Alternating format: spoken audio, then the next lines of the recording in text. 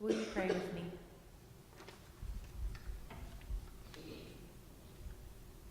God, I ask that the words of my mouth and the meditation of all of our hearts be acceptable in your sight.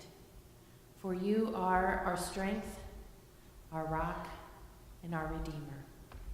Amen. Well, how many of you here would have or would admit to having a can of Spam in your cupboard at home? Anyone? 1, 2, 3, 4, 5. Now we had 3 and then only 2 at the services last night. So far, 8 o'clock is the winner. Can of Spam. Now, how many of you get Spam in your email every day? Yes, if you have an email address, you are the recipient of Spam. Now, 2 completely different kinds of Spam, and the way you relate to them could very well be generational. But Spam in a can was developed during the mid-1930s by J. Hormel. He noticed that perfectly good, but not necessarily desirable, pork shoulder meat was going to waste in his meat packing plant. And so he came up with the idea of processing that meat with a little bit of ham, squeezing it into a can, and then selling it as an affordable alternative to surf and turf, I guess, if you could not afford steak and lobster on your meal. Now, the name Spam actually came out of a nationwide contest. There was a contest to name it. And so they're not really sure. It could have come from calling it spiced ham, Spam, or maybe it was from the shoulder of pork and ham. But at any rate, Spam became a staple often on tables during the Depression, and it was also often part of the rations during World War II, or it was hard to get fresh meat to the troops, and so, they had Spam in their rations, so that's how they got a lot of their protein. Now, how did Spam become the name of emails, unwanted emails in your inbox? Well, there's a little bit of debate about that too. Some think that it came from the Monty Python skit of Spam. If you're a Monty Python fan, you can Google that skit. They just say Spam like 372 times, I think. And but the other thing is, they also think that Spam might have come from a computer lab at University of Southern California, where they were getting these unwanted emails, and they said, hey, it's like Spam. Like, nobody really wants it, and it's kind of a last resort. Like, you'd read the email if you didn't get any fun emails from your friends that day. But, Spam kind of has its own little stigma to it, doesn't it? It has a little cult following also, but it's kind of seen as a food of last resort, kind of an emergency ration for people that might be living on the edge. And while it may not be our first choice for dinner, it certainly can be a godsend if there's nothing else in the cupboard. Now, we heard from Pastor John yesterday about the 3 locations, or last week, about the 3 locations that God sent Elijah the prophet. And today, Elijah is called to his 4th location. He gets new marching orders from God to go to Zarephath in the region of Sidon. And this was not actually encouraging news for Elijah. He had been in the wilderness for probably about 2 years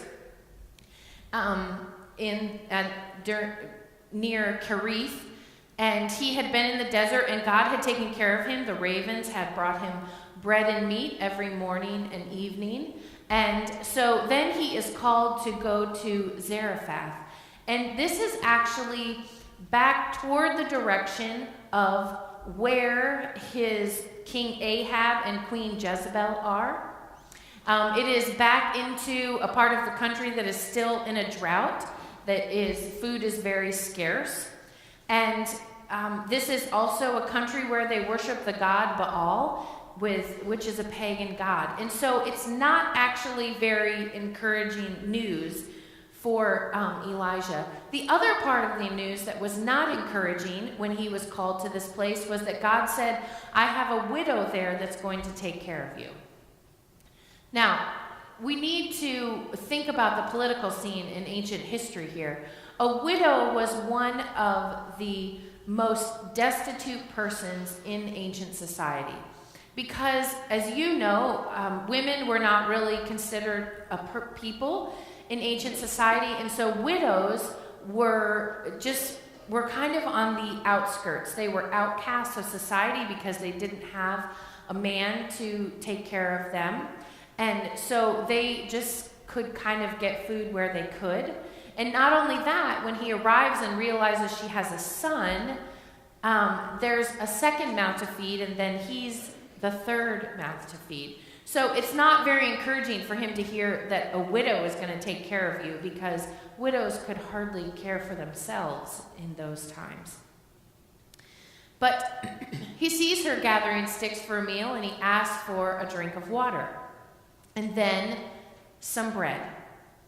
And he says, and her response is, as the Lord your God lives.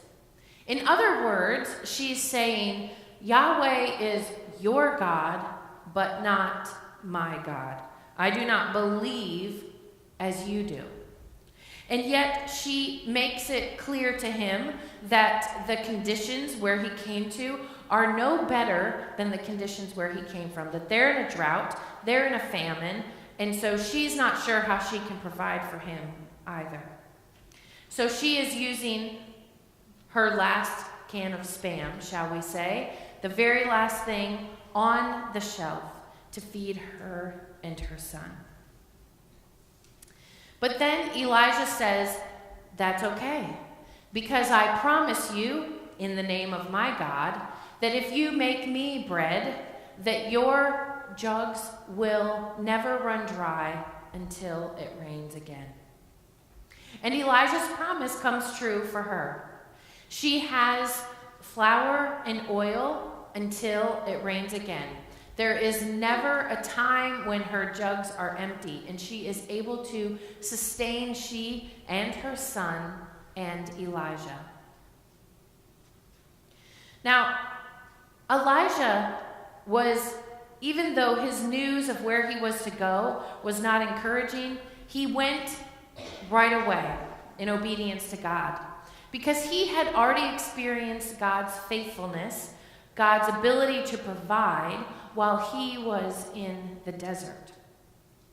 And I think that that's what we sometimes forget when we're down and out, when we're getting kind of to the end of our rope, whether it be in food supplies or financial supplies or any other, that God has always provided for persons on the edge, that God has always provided abundantly.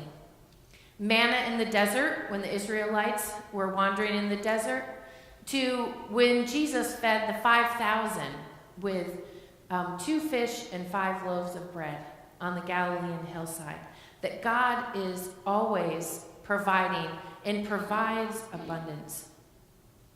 Now, the widow had a decision that I think that you and I often have to make in this world. The widow had to make a decision whether she would share the little bit that she had or keep it to herself. Because certainly she knew she had enough to feed herself and her son, but did she really have enough to share the last little bit with a stranger? And kind of a wild-looking stranger at that. You know, Elijah had been in the wilderness for 2 years, probably did not have a razor, and I'm not sure that when the ravens came every day that they also brought after-dinner mints. So here, this wild man who has been living in the wilderness for 2 years, and she's like, should I share what I have? And so I feel like she is making a decision between scarcity, living out of a place of scarcity, or abundance. Because the thing is, she has so little, and yet she shares it. And because she shares it, God blesses her, and she is then living in abundance with a never-ending jug of oil and flour.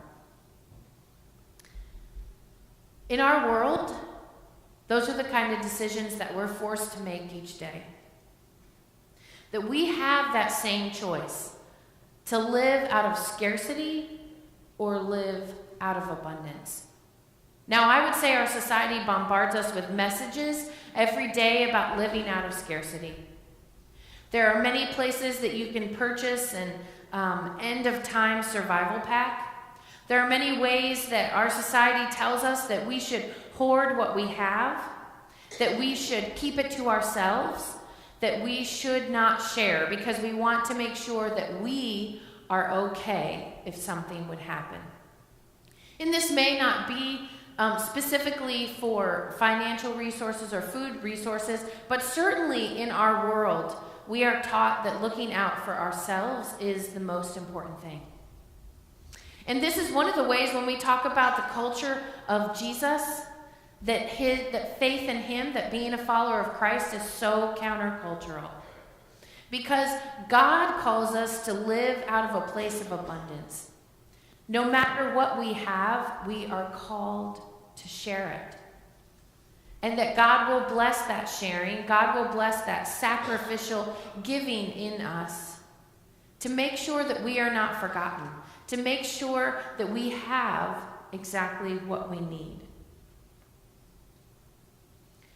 So what box of this would you check on the screen? How do you live out your life? Do you live out thinking your things are mine, or yours, or ours? Because certainly, whatever we have comes from God. And really what we have is not our own, but God's. And we are called to share it. What kind of resources do you have that God is calling you to share? Maybe not just food, maybe not your financial resources, but do you have a home that God is calling you to share? Do you have time that God is calling you to share? Do you have talent that God is calling you to share? Do you have wisdom that God is calling you to share? And what about your faith? Do you kind of hide your faith for yourself and keep it inside of you? Or do you share that wonderful message of God's unending love with those that you meet in your actions and your smiles and your words? I challenge you to live out of abundance, like there is a never-ending supply, because in God's world, that's the truth, that God is faithful and always provides. Will you pray with me?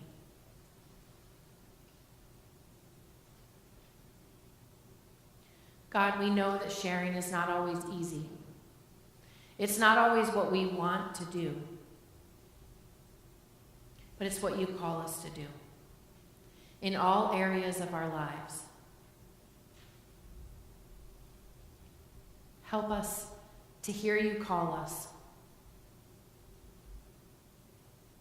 Help us to share in its purest, most simplest form. Help us to share your love. Help us to start there by sharing a smile, a kind word. Give us the strength to follow you. In your name we pray. Amen.